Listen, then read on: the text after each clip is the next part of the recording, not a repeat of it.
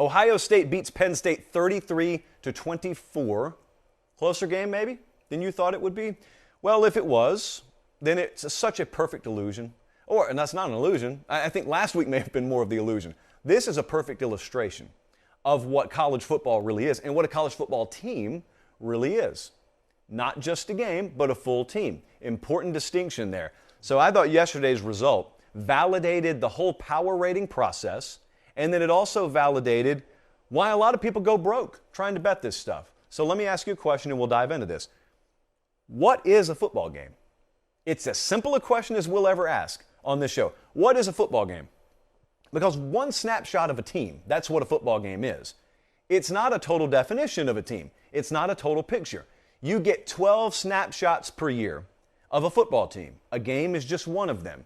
Where people go broke and they light their money on fire betting on this stuff is they allow themselves to become convinced that every snapshot is the whole picture.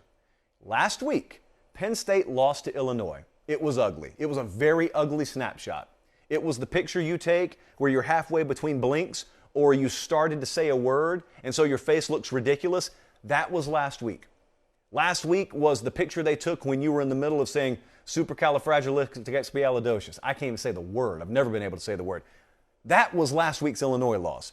Now remember, on Tuesday, when I released the JP poll, we got a whole lot of pushback because I only had Penn State drop to, I think, 11th, 10th or 11th, somewhere like that, which was right in line with what Vegas odds makers did. And we got a lot of pushback because some of you, a fringe minority, could not understand the justification for only dropping them to number 11. Well, this was the justification. Last night was the justification. Because you see, what happened last week against Illinois is not Penn State. It was one version of them. Last night, the version of Penn State that trailed one of the best teams in the country on the road by 3 in their own building, that's another version of Penn State. And the reality is, it's a solid mixture of all this stuff. The team that beat Auburn, the team that lost to Illinois, the team that pushed Ohio State to the very limit. You combine all those. And that's what Penn State did. That's what we try and do with those power ratings. That's why there's no knee-jerk reaction in those power ratings. So we'll probably still have Penn State right around where we had them last week. Spoiler alert, even though they lost. This game, though, showed why we do it that way. So what happened in this game? Ohio State, they did what was needed. Pretty plain and simple. I was watching this on the flight home last night. They limited Penn State on the ground, which in fairness, a lot of teams have been able to do this year. Penn State had 1.1 yards per rush last night, which obviously is not going to get it done. Before adjusting for sack total yardage, they had 29 carries for 33 yards. I think in reality they had like 50-something. Still bad. That's the first thing Ohio State did. The second thing, it falls right behind that one, and that is force Sean Clifford, the quarterback there, who is of questionable health to begin with, to do something extraordinary to beat you. And his stat line last night was 35 of 52, 361 yards, 1 touchdown, 1 interception. But the third part that really coincides with that is force them to throw enough where they make mistakes.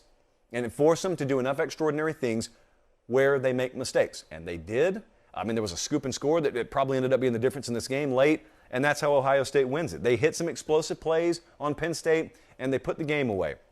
It wasn't perfect. It wasn't the result that I think a lot of Ohio State folks wanted. Ohio State folks wanted a scalp. They wanted this game to be like what Bama did to LSU last year. They wanted to kind of pick at the carcass. That's what they wanted to do. That wasn't this game. Because Penn State was a dog, but they were a very live dog. There's still a lot of fight left in that team. That team hasn't given up by any stretch of the imagination. So my takeaway for Penn State was it was a heck of an effort.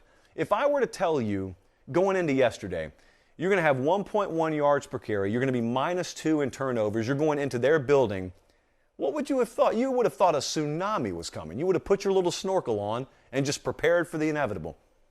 You had a chance to win the game. You were right there. It was a 3-point game in the fourth quarter. So there's a lot to be said about that, but at the end it's still a loss. And what I started thinking about is how close that game was to being one of the marquee events of the college football season. Because if Sean Clifford stays healthy, Penn State has beaten Iowa. I don't have any doubt about that. If Sean Clifford is healthy, then Penn State beats Illinois last week. I mean, they are an undefeated team going into Ohio State last night. That's what Penn State is fractions of inches away from being, in my mind. But yet that doesn't matter, because what they were was already a two-loss team in desperation mode last night. But think about how different that game would be if all we changed in history was, a hit or the way a guy lands here and there. Because that's been the difference in Penn State season. I mean, that's it. And so you saw last night the version of that team and the level that that team would have played at if they were undefeated. That's what you would have expected from them. The point is, Penn State's not any different a team just because they have 2 losses. Ohio State won't get as much credit for this as they should. They'll get a lot of criticism because they only won by 9. No, they won a hard-fought football game. You wouldn't frown on it if Penn State was undefeated, and I'm telling you the only thing that's kept them from being undefeated is Sean Clifford being capable of playing the level he played last night due to health. If Sean Clifford were healthy, he could have done that before. They would have been undefeated. So my Ohio State takeaway is just that, number one. But number two, they're okay right now. Okay, they're just not a great team yet. But the good news is they can be in ascension mode. They can do what Clemson has done, what Bama's done famously in years past, and that is peak at the right time. They've got the ingredients.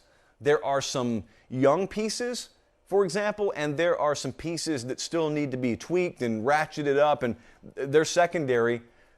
There were some open receivers last night. I had a coach texting me about that. When I landed, my phone goes bing, bing, bing, bing, bing, and it was a coach that had been watching and saying, someone's going to light this secondary up. And I don't doubt that there's coming a day in the near future probably where Ohio State may need, 40 to win a game. They scored 33 yesterday.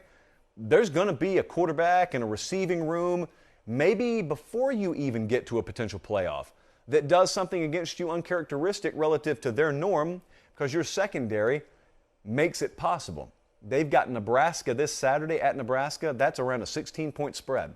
It's not a gimme. It's around a 16-point spread. Nebraska, from an odds-making perspective, one of, if not the most underrated teams in the country. They lost another one-possession game yesterday. Another one to Purdue. Speaking of Purdue, Ohio State then has Purdue. They've got Michigan State, and then they go to Michigan. Look, these teams can score. I mean, this is not Big Ten circa 1984. Some of these teams can score, and certainly you get into a playoff situation. If you face Alabama, if you face even an Oklahoma, like there are teams out there, obviously with better receiver rooms, that are going to be able to do something against you. The question is, can you do it back to them? Because I guarantee you, there's no receiver room in the country that Ohio State coaches would trade for than the one they already have. And they'd probably tell you there's not a quarterback they'd trade for. Just got to put it all together. You're not peaking at Halloween? Fine. Peak in December. Peak in early January. That's where you want to peak. This team can absolutely win a national championship. I know some people watched them last night and they looked at them, and every single flaw you pointed out and you say, oh, can't win a championship with that. Well, that's only if you have another flawless team out there. You don't. Keep trying to tell people. There is no Joe Burrow-led LSU out there. There isn't one. That's why there are several more teams in play right now than anyone wants to believe. And I don't know why you don't want to believe it. You guys are always wanting parity.